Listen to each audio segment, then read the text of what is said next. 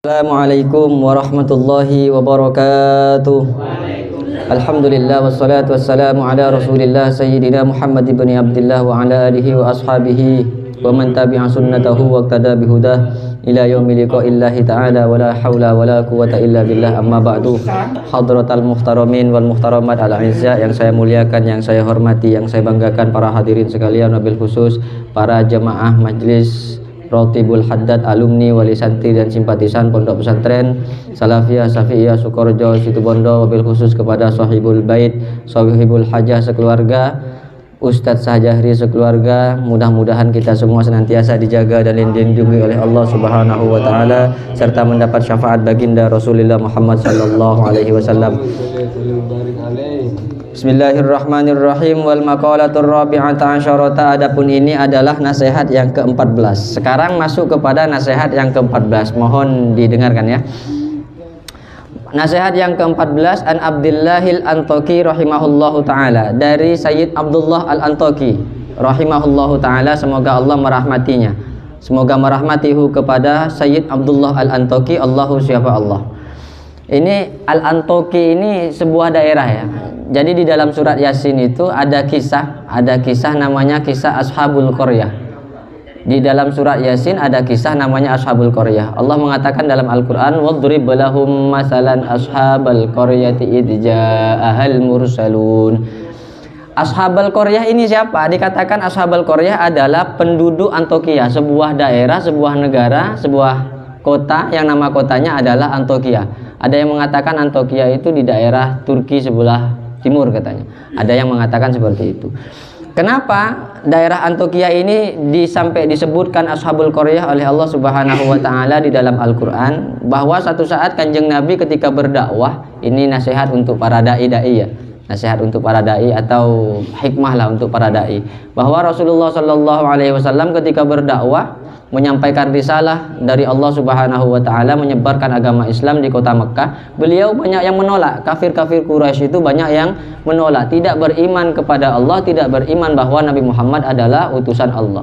Sehingga oleh Allah Subhanahu wa taala bilang sama Nabi Muhammad, wadrib lahum masalan ashabal qaryah.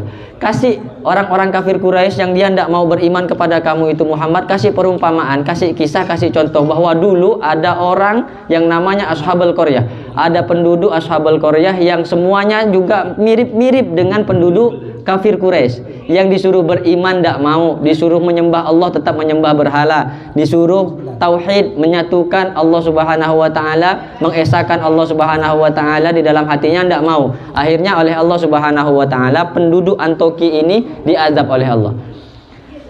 Nabi Muhammad sendiri di kota Mekkah, penduduk Antoki ini dikirim oleh Allah Subhanahu wa taala 3 utusan. Wadrib lahum masalan ashabal qaryah idh ja'ahal mursalun. Diutus oleh Allah Subhanahu wa taala, id arsalna ilaihi musnain. Pertama kali yang diutus oleh Allah dua nabi. Ada yang mengatakan hawari. Hawari ini artinya para pendeta lah kalau sekarang. Artinya orang-orang suci yang mengikuti Nabi Isa alaihi salatu wassalam. Hawari. 2 hawari ini diutus oleh Nabi Isa. Ada yang mengatakan Sam'un, ada yang mengatakan Yohanes lah kalau orang sekarang. Ada Soduk dan Sidik itu. Ada yang bilang Soduk atau Sidik. Jadi intinya kedua utusan yang diutus oleh Allah Subhanahu wa taala, dan ada yang bilang diutus oleh Nabi Isa alaihi salatu wassalam untuk menyebarkan, mengimankan orang-orang yang berada di daerah negara Antokia. Namun mereka semua enggan, tidak mau beriman kepada kedua utusan ini. Sampai-sampai minta utusan yang ketiga, fa'azzazna bisalisin. Sampai dikuatkan oleh Allah Subhanahu wa taala bisalisin. Fa'azzazna bisalisin, dikuatkan dengan utusan yang ketiga. Tapi mereka tetap tidak mau beriman. Utusan tadi sampai bilang bahwa kami ini semua adalah para utusan. Mereka tidak mau beriman, hingga akhirnya ketika mereka tidak beriman kepada Allah Subhanahu wa taala, kemudian oleh Allah Subhanahu wa taala, singkat cerita, daerah ini, negara ini yang bernama Antokia ini dimusnahkan, diazab oleh Allah Subhanahu wa taala, diturunkan malaikat Jibril dengan tiupan 1 kali tiupan, sehingga semuanya hancur lebur. Itu dikisahkan di dalam surah Yasin. Nama daerahnya adalah Antokia. Nah, Sayyid Abdullah Al-Antoki ini berkata, khamsun hunna min dawa'il qalbi inda qaswatihi. Khamsun adapun 5 perkara, hunna yang adapun 5 perkara ini min dawa'il qalbi, ialah obatnya hati. Nah, mungkin biasa dengar kita kan lagu, mungkin yang pernah ingat lagu di Sukorejo waktu kita mondok, obat hati ada berapa katanya? 5. Ada 5. Bisa nyanyi bareng-bareng? Ya, kita nyanyi sama-sama ya. Bismillahirrahmanirrahim. Obat hati itu 5 macamnya. Baca Al-Quran, dati maknanya. Nomor 2 di waktu malam. Nomor 3 harus mengurangi makan. Nomor 4 sholat malam dikerjakan. Nomor 5 orang soleh jadikan kawan. Salah satu siapa mampu mengerjakan, insyaallah ta'ala dikabulkan. Ternyata syairan ini dibuat oleh Sayyid Abdullah Al-Antoki. Kita kan nggak tahu, kalau nggak ngaji Nashihul Ibad ini kita nggak tahu. Maka lagu obat hati itu bukan dikarang sama Opik itu. Opik kan ya, yang terkenal itu kan. Obat hati itu ada 5. Kalau sakit kepala tambah 1 jadi 6. Bodrek. Al-Antoki, Sayyid Abdullah Al-Antoki. Beliau mengatakan khamsun hunna min dawa'il qalbi. Jadi 5 perkara ya, termasuk obatnya hati. Inda kuswatihi, ketika gelapnya hati, ketika kerasnya hati. Wahadihil khamsatu, yang 5 ini sumbernya dari mana? Ada yang bilang tadi dari Wali Songo. Oh tidak, kita lihat. Wahadihil khamsatu itu argumennya tidak bisa dipertanggungjawabkan. Wahadihil khamsatu, adapun yang 5 ini ma'khudatun, ialah diambil min kalami Sayyidil Jalil, dari kalamnya, dari ungkapannya As-Sayyid Al-Jalil Ibrahim Al-Khawwas. Jadi sumbernya dari As-Sayyid Ibrahim Al-Khawwas. Kemudian dipopulerkanlah bahasanya oleh Sayyid Abdullah Al-Antoki dan dibaca sama santri-santri di pondok pesantren Salafiyah Syafi'iyah Sukorejo Situbondo, dan dipopulerkan lagi oleh Opik. Nah, oleh Mas Opik. Yang jelas ditenggelamkan lagi oleh Ustadz Kawakib. Kama zakarahu An-Nawawi, sebagaimana keterangan yang menyebutkan kepada An-Nawawi, siapa Imam An-Nawawi fit Tibyani, di dalam kitab At-Tibyan. Wazada ba'duhum, dan menambah ba'duhum, siapa sebagian ulama, ada ulama yang menambah ala hadhil khamsati, atas 5 perkara ini ditambah oleh ulama yang lain, asya'an katsiratan, asya'a katsiratan, kepada beberapa perkara, katsiratan yang banyak. Lakinna ba'daha, akan tetapi sebagian perkara yang banyak itu yadkhulu fiha, ialah masuk fiha, di dalam yang 5 perkara. Artinya 5 perkara ini, obat hati ini sudah intisari dari berbagai macam obat hati yang disarankan oleh para ulama. Yang pertama adalah jalasa yujalisu mujalasatan, mujalasatus solihina, adalah sering kumpul dengan orang-orang soleh, seneng apolong ban orang-orang soleh, bunga mun apolong ben oreng soleh. Jadi saya itu sampai kagum di media sekarang itu ada yang viral itu kan, seorang gus muda yang jamaahnya sampai puluhan ribu. Saya lihat itu sampai yang nge-like sampai puluhan ribu. Orangnya masih muda, namanya Gus Ikdam. Gus Ikdam, beliau santri Ploso. Jadi beliau juga pernah mengabdi, berguru kepada Gus Kausar ya, Gus Kausar itu.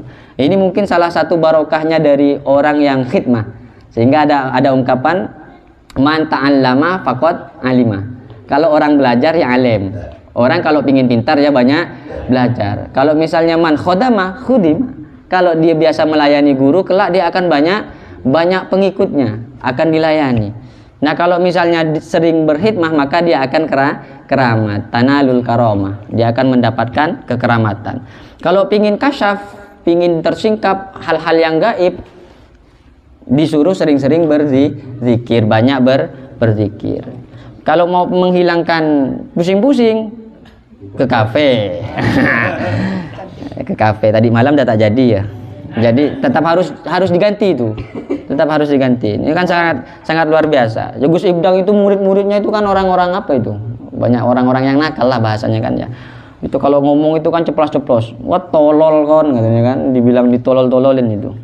Polisi aja salah ndak hormat sama beliau itu dikucilkan atau ditakut-takuti. Kamu bosnya apa namanya kalau apa? Polda, dari Polda gitu kan. Bosnya kamu aja nunduk-nunduk sama saya. Kamu pangkatnya yang bawahan saja kurang ajar gitu. Ceplos-ceplos. Ya ini keramat, bagian dari keramat. Cuma orang keramat seperti ini biasanya ampo tak cepet retan. Ampo tak abid. Ampo tak abid.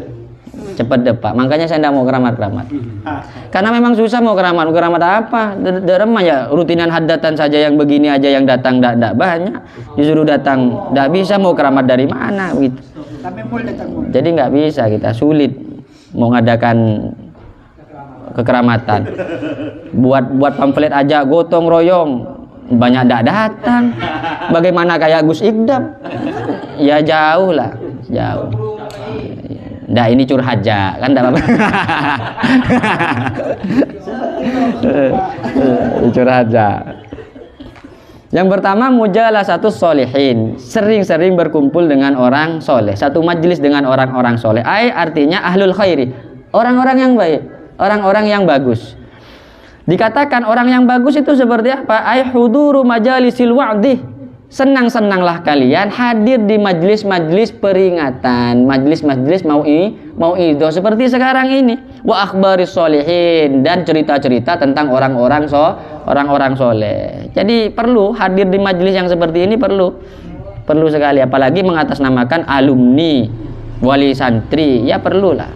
Yang tidak alumni aja rajin, apalagi yang alumni. Ya kecuali tidak diundang, kata Bang Mul tadi. Saya tidak datang karena tidak diundang katanya. Jadi Rotibul Haddad sekarang harus pakai undangan pribadi begitu. Jadi kalau ke saya lebih-lebih lagi harus menghadap ke saya kan, acabis bahasanya. Kalau ke Bang Mul diundang saya harus acabis gitu. Wa akhbarus sholihin, ya, berkumpul atau menceritakan orang-orang soleh. Wa yadkhulu fi dzalika, dan masuk fi dzalika di dalam berkumpul bersama orang-orang soleh. Apakah mesti berkumpul dengan orang-orang soleh sehingga kita masuk kategori yang pertama di dalam obat hati gundah gulana, pingin sembuh, banyak masalah, banyak persoalan, bukan diam sendiri, bukan menyendiri, tapi kumpullah dengan orang-orang soleh. Salah satunya di majelis-majelis taklim seperti ini. Dan masuk kategori berkumpul dengan orang soleh adalah as-sumtu wal uzlatu anil haidina fil batili, adalah diam, wa yadkhulu fi dzalika, dan masuk fi dzalika di dalam majlis orang-orang soleh. As-sumtu apa? Diam, tidak banyak ngomong, walaupun dia sendiri ya nengen begitu, nengen, ditanyakan ya diam, di model kayak gimana ya diam, ternyata memang bisu orangnya ya diam terus. Ditanya punya kamu, dia diam, ini bagaimana, dia diam, ternyata bisu rupanya. Wal uzlatu anil haidina fil batili, dan menjauh anil haidina fil batili, dari orang-orang yang mengajak fil batili, di dalam kebatilan. Jadi kalau diajak kepada keburukan jangan mau. Sekarang ada bahasa populer, memang lihai gitu kan ya.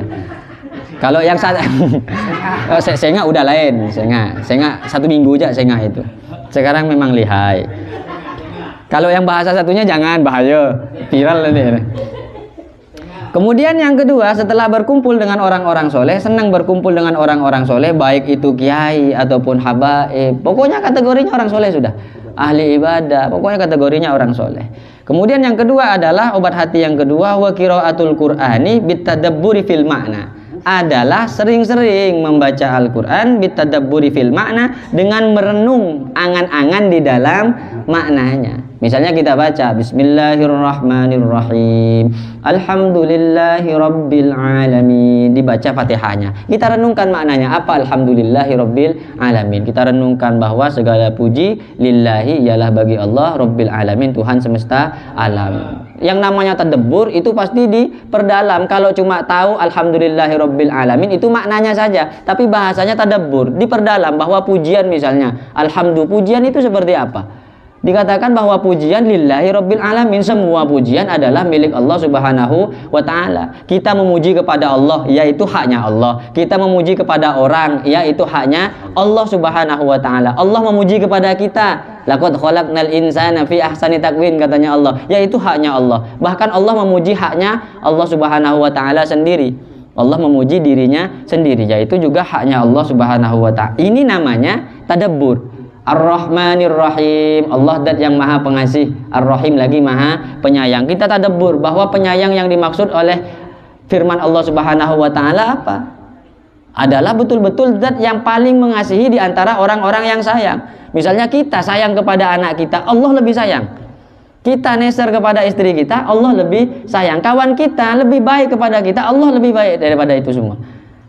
Ada suatu kisah bahwa di zaman Kanjeng Nabi Muhammad SAW pernah diceritakan, ada salah satu sahabat bertanya kepada Rasulullah, ya Rasul, katanya, wahai Rasulullah, nanti yang menghisap itu malaikat atau Allah? Dijawab oleh Kanjeng Nabi, nanti yang menghitung semua amalmu adalah Allah subhanahu wa ta'ala. Ini senangnya bukan main orang tadi ini. Alhamdulillah, ya kalau bahasa kita, yes, oke, gitu dia kan. Dia ditanya sama Rasulullah, loh, kenapa kamu kok senang? Yang menghisap adalah Allah subhanahu wa ta'ala. Bisa dibayangkan kalau yang menghisap adalah para malaikat, salah sedikit langsung lempar ke dalam api neraka. Tapi karena Allah arhamur rahimin, zat yang paling mengasihi di antara semua makhluk yang diciptakannya yang punya sifat pengasih, maka salah-salah sedikit tetap diampuni oleh Allah subhanahu wa ta'ala. Selama diri kita, nyawa kita masih ada di dalam tubuh kita, maka perbanyaklah istighfar, minta ampun kepada Allah subhanahu wa ta'ala. Ini namanya tadabbur, qiraatul Quran bit tadabburi fil makna, membaca Al-Quran yang kita angan-angan di dalam maknanya. Kemudian obat hati yang ketiga, ikhlaul batini, ialah mengurangi makan, mengosongkan perut, mengurangi makan. Seperti apa mengurangi makan ini? Bita'atil qalili minal halali, dengan mengambil sedikit saja minal halali, dari harta yang halal, dari makanan yang halal. Kenapa diperintahkan untuk makan sedikit? Fa inna aklal halali, karena sesungguhnya makan makanan yang halal, ra'sul kulli, ialah pangkal dari segala perbuatan. Li'annahu, karena sesungguhnya makanan halal, binuril qalbi, ialah memberikan cahaya di dalam hati. Jadi kerasnya hati salah satunya adalah banyaknya makan makanan yang haram. Udah tahu haram tetap ditancap, dikasih nasihat apapun, siapapun yang menasihati, jangankan kiai, jangankan habib, malaikat sekali Pak Toro yang perintah bi Allah tetap kalian tolak. Kenapa? Karena hatinya gelap, banyak makan barang haram. Oleh karena itu hati-hati persoalan makanan. Kemarin diceritakan bahwa boleh banyak makan kalau kita berzikir, kan boleh kemarin itu yang di rumahnya beliau. Nah, kalau misalnya makan di sini diperintahkan untuk hati-hati sebagai obatnya hati. Fatanjali mir'atul basiri, kemudian tampaklah ketika kita hati-hati dalam makanan, mengosongkan makanan dari barang-barang yang halal. Fatanjali mir'atul basiri, kemudian tampaklah apa? Cahaya dari pandangan basirah, pandangan mata batin. Minas soddil muwarrisi lil kuswati, dari menolak yang mewariskan terhadap kerasnya hati. Kalau sudah ada cahaya di dalam hati, meskipun ada barang haram, demi Allah ditolak. 100 juta, 1 M di depan matanya diberikan cuma-cuma, tapi dari barang yang haram, hatinya bersih, ditolak, demi Allah ditolak. Jangankan 1000, 2000, 3000, 5000, 20000, 100.000, 100 M tetap ditolak. Kalau hatinya penuh dengan cahaya. Apa efek dari penuhnya cahaya tadi? Bisa menolak maksiat, bisa menolak keburukan. Maka jauhilah barang-barang yang halal, yang halal, yang kok nyelimbang banget langsung kelupal. Jauhilah barang yang haram, masya Allah. biar hatinya tidak keras. Apalagi kita untuk anak kita, anak bini kita mau hati-hati, kasih makan hati-hati. Yang paling repot kan biasanya orang tua tak peduli untuk memberikan makanan kepada anak bininya. Anaknya dikasih makan makanan haram. Ini mondokkan. Lala beleng anan badan dengan pesantren. Saya melarat kiai enak. Lepo sang kiai macam meleng kaki cong anan siapa kaki cong berikan apa cong. Soroca alonca dengan pakar alonca ternyata. Maka hati-hati kasih makan anak itu terutama di pesantren, hati-hati kasih yang terbaik dari rezeki yang paling halal. Wa fil hadisi, dan ialah di dalam hadis al marfu'i yang marfu, hadis marfu, salasu khisalin, adapun tiga beberapa perkara turisul kuswata, ini kuswata ya, maf'ul ya. Turisu ialah mewarisi apa tiga perkara al kuswata kepada gelap fil kolbi di dalam hati. Nih ingat-ingat, ada tiga perkara yang bisa buat hati kita gelap. Yang pertama adalah hubbut ta'am, seneng ngakan melolo. Mari ngakan, seketedung ngakan. Ala kuah ngakan, ju toju ngakan melolo ada ambuna. Yang begini bisa buat hatinya keras. Yang kedua, hubbun naumi, senang tedung. Tedung melolo. Pagi tedung, jaga sepu telebot. Pagi, siang tedung, malam tedung to. Wa hubbur rohati, dan yang ketiga senang istirahat, letai santayan melolo, tak ada lakona. Ini kan repot. Ini bisa buat hatinya gelap. Sebenarnya yang tiga ini, dua ini banyak dikerjakan sama saya ini. Kalau makan tak ada lah. Kalau makan banyak saya pastinya gemuk. Yang dua nih, tidur, istirahat. Ini kerjaannya saya ini, apalagi pagi-pagi. Jangan nelpon saya pagi-pagi. Tak kira pernah diangkat itu. Karena dipastikan tidur itu. Dipastikan tidur. Ada lakuan ya. Yo ya Allah, mudah-mudahan tetap dilembutkan oleh Allah hati kita semua. Banyak kesalahan. Tersinggung saya baca kitab ini. Asli tersinggung. Kemudian obat hati yang ketiga, ini yang kedua. Obat hati yang keempat ya, tadi yang ketiga, qiyamul laili, banyak-banyak melaksanakan sholat malam. Artinya sholatun nafilati, artinya ialah sholat malam ba'dal istiqodhi minan naumi, setelah bangun dari tidur. Maka ketika jam 3:30 bangun, ada kacau. 3:30 bangun, misalnya dengar tarhim, aqimis salata liduluki syamsi ila ghasakil laili wa qur'an al-fajr. Bangun, kita bangun. Taqadu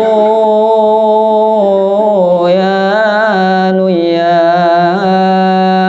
bangunlah wahai orang-orang yang tidur, katanya. Disuruh bangun dia beni buka tudung saji pah ngakan.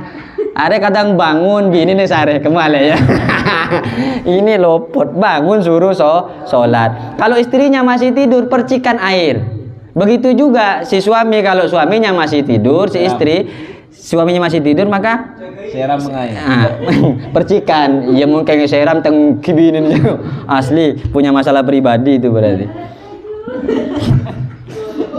Jadi mana bapak papalang pangalak tojo ya subhanallah.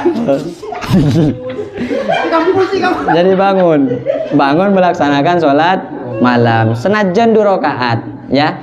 2 rakaat sholat malam, artinya sholat tahajud, tambah 1 rakaat sholat witir. Terus dibantai dengan zikir atau membaca Al-Quran sampai nunggu subuh. 3:30, subuh itu jam 4, 4:30. Subuh itu hampir 4:30-an. Subuh itu 4:30.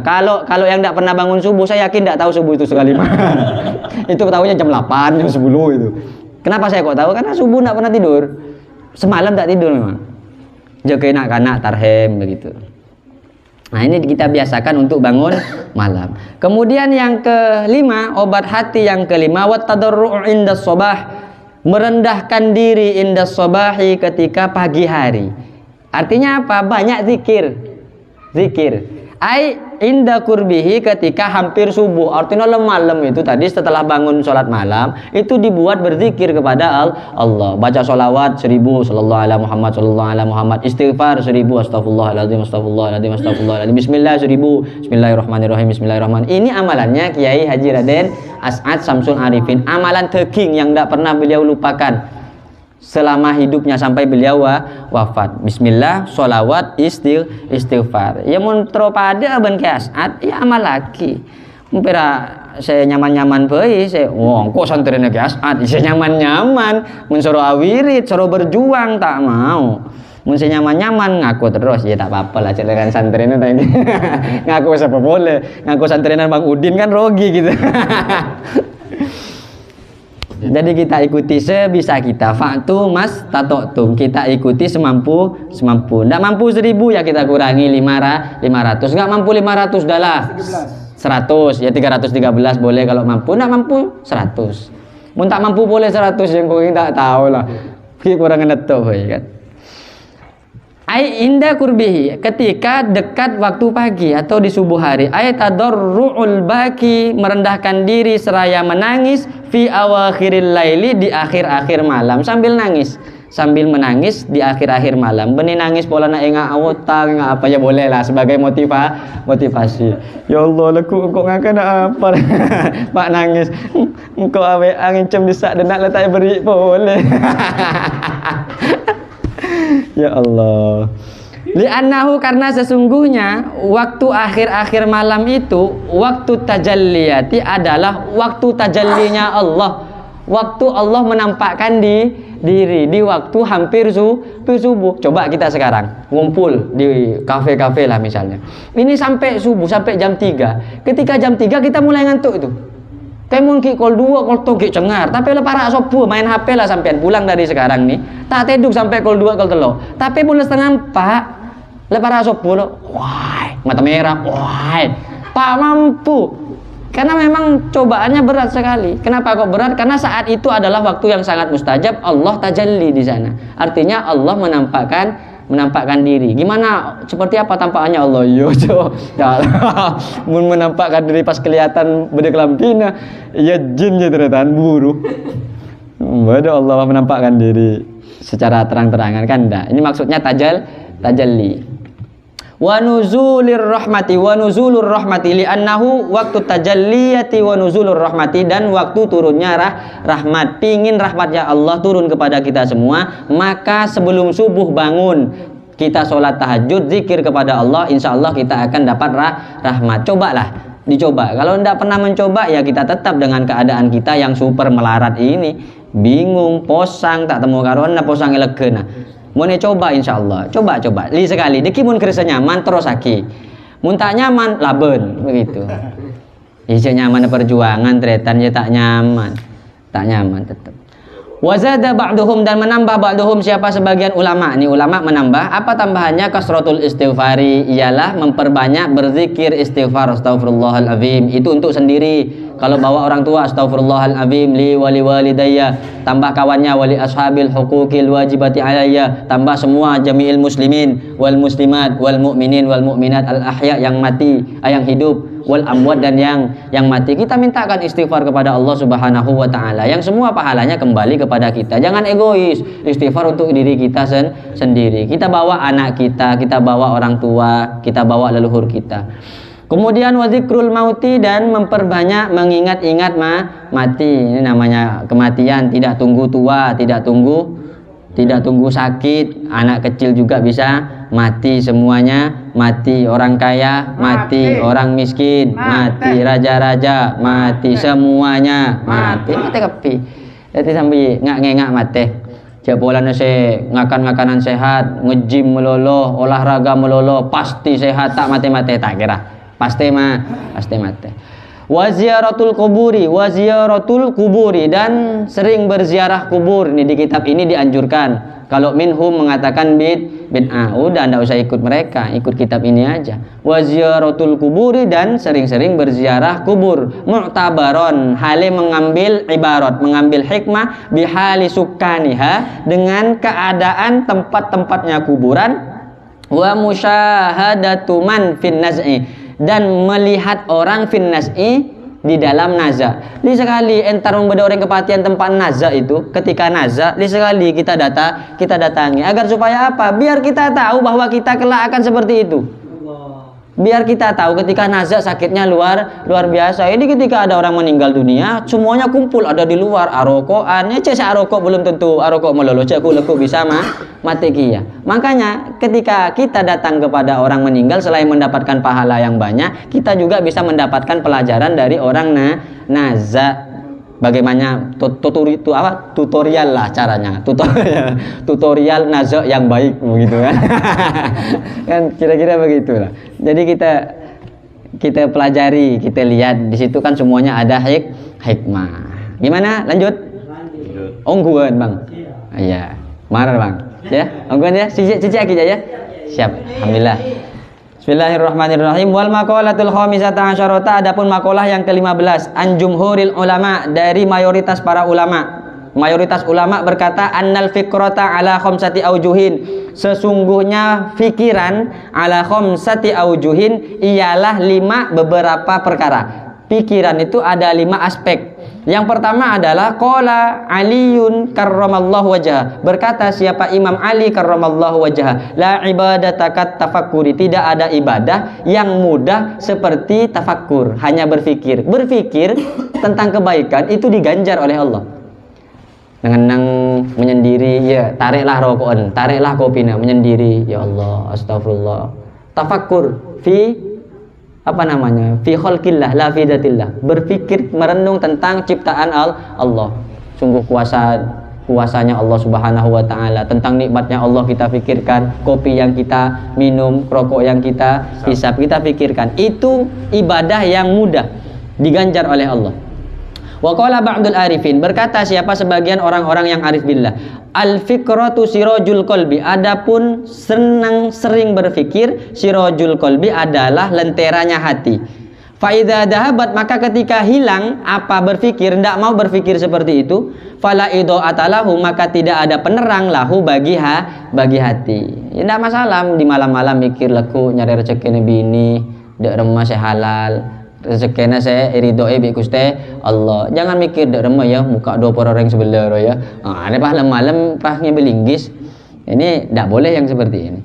Sehingga kata Kanjeng Nabi wa fil khabari, dan ialah di dalam hadis, tafakkaru sa'atin, berfikir 1 saat, khairun min ibadati sittina sanatan, adalah lebih baik min ibadati sittina sanatan, dari ibadah sittina sanatan 60 tahun. Sebentar saja kita mikir, itu lebih baik dari ibadah 60 tahun. Tapi berpikir tentang kebaikan, bukan berpikir tentang keburukan, bukan berpikir tentang yang jelek-jelek.